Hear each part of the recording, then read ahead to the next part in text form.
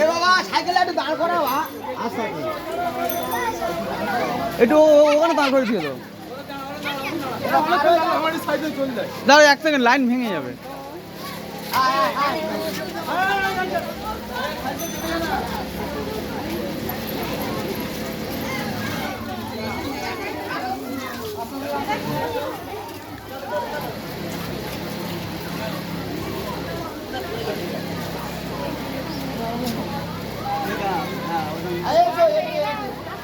পাতলা হয়ে গেল